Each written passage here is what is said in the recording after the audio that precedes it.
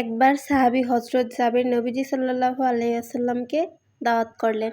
নবীজি সাহাবীর দাওয়াত কবুল করলেন। হযরত জাবের খুশিতে আত্মহারা হয়ে বাড়িতে চলে গেলেন। বাড়িতে গিয়ে স্ত্রীকে খুশখবরটা দিলেন আর মেহমানদারির জন্য প্রস্তুতি নিতে লাগলেন। বড় ছেলে আব্দুল্লাহকে নিয়ে খাসি জবাই করে অন্য কাজে যখন হযরত জাবের ঘর থেকে বাইরে গেলেন, ইতিমধ্যেই হযরত জাবেরের ছোট ছেলে ঘুম থেকে উঠে খাসি তালাশ করতে লাগল। বড় ভাই তাকে জানায় খাসিটিকে জবাই করা হয়েছে। ছোট ভাই বায়না ধরল, খাসি কিভাবে জবাই করে, আমাকে তা দেখাও। অগত্যা বড় ভাই ছুরি হাতে করে ঘরের পিছনে নিয়ে গিয়ে বলল, এখানে জবাই করা হয়েছে। ছোট ভাই জানতে চাইল কিভাবে। বর্ণনা করে বোঝাতে না পেরে অবশেষে বড় ভাই বলল, তাহলে তুমি মাটিতে শুয়ে পড়ো, আমি তোমাকে দেখাই। ছোট ভাই মাটিতে শোয়ার পর বড় ভাই তার গলায় ছুরি চালিয়ে জবাই করার নমুনা দেখাতে গিয়ে ছোট ভাইকে সত্যি সত্যি জবাই করে ফেলল। বড় ভাই যখন দেখল ছোট ভাইয়ের গলা থেকে রক্ত গড়িয়ে পড়ছে, সে ছটফট করতে করতে একসময় নিস্তেজ হয়ে গেছে। তখন বুঝলো ব্যাপারটি কী ঘটেছে। আতঙ্কিত হয়ে সে নিকটবর্তী খেজুর গাছে চড়ে উঠে আত্মগোপন করে রইল। এদিকে হযরত জাবের পুত্রদের খুঁজে বাড়ির পেছনে এসে ছোট ছেলের অবস্থা দেখে থমকে গেলেন। অতঃপর তাকে বুকে করে তার স্ত্রীর কাছে গিয়ে বললেন, তাড়াতাড়ি একটি কম্বল নিয়ে এসো, বাচ্চাটিকে শুইয়ে দিই। স্ত্রী রক্তমাখা সন্তানের লাশ দেখে চিৎকার করে কাঁদতে লাগলেন। কিন্তু স্বামী হযরত জাবের তাকে সান্ত্বনা দিয়ে বললেন, আজ আমাদের শোক প্রকাশ করার দিন নয়।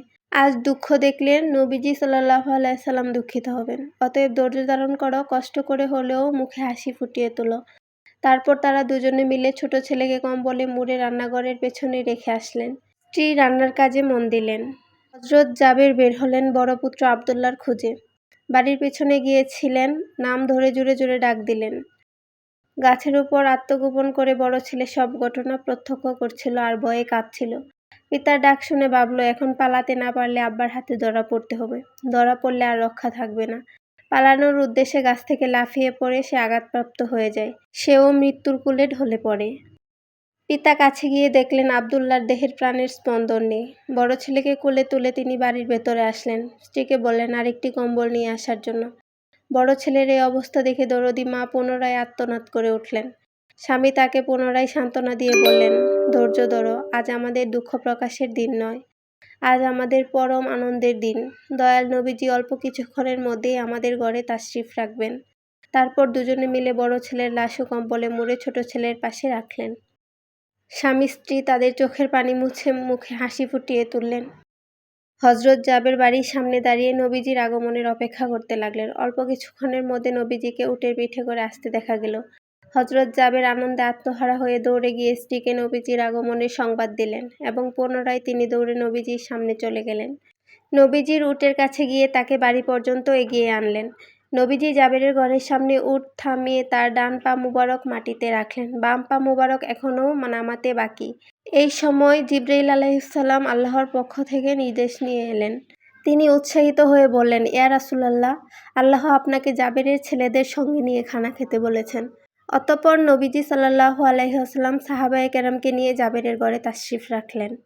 তাদের সামনে হযরত জাবেরের দস্তরখানায় বিছিয়ে দিলেন। তার স্ত্রী খাবার বেড়ে দিলেন আর তিনি সেগুলো এনে মেহমানদের সামনে হাজির করলেন। তারপর তিনি নবীজিকে আরজ করলেন, ইয়া রাসূলুল্লাহ, দয়া করে খানা শুরু করুন। নবীজি বললেন, হে জাবের, তোমার ছেলেরা কোথায়, তাদেরকে ডাকো। হযরত জাবের বললেন, ইয়া হাবিবাল্লাহ, আপনি দয়া করে খেয়ে নিন, ছেলেদেরকে আমি পরে ডাকবো।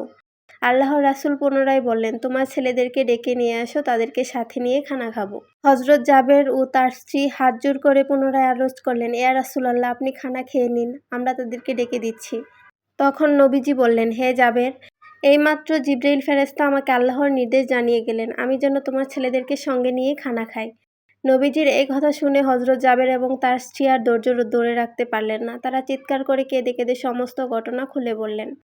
তখন নবীজি হযরত জাবেরকে বললেন, তোমার ছেলেদের কাছে গিয়ে বলো আল্লাহর নবী তাদেরকে ডাকছেন। হযরত জাবের নবীজির নির্দেশ মোতাবেক ছেলেদের লাশের সামনে গিয়ে তা বললেন। সঙ্গে সঙ্গে তারা দুজন আল্লাহু আকবার বলে উঠে নবীজির কাছে তারা দৌড় দিলেন। অতঃপর নবীজি সাল্লাল্লাহু আলাইহি সাল্লাম আল্লাহর নির্দেশ মোতাবেক হযরত জাবেরের দুই সন্তানকে নিয়ে খানা খেলেন। সুবহানাল্লাহ।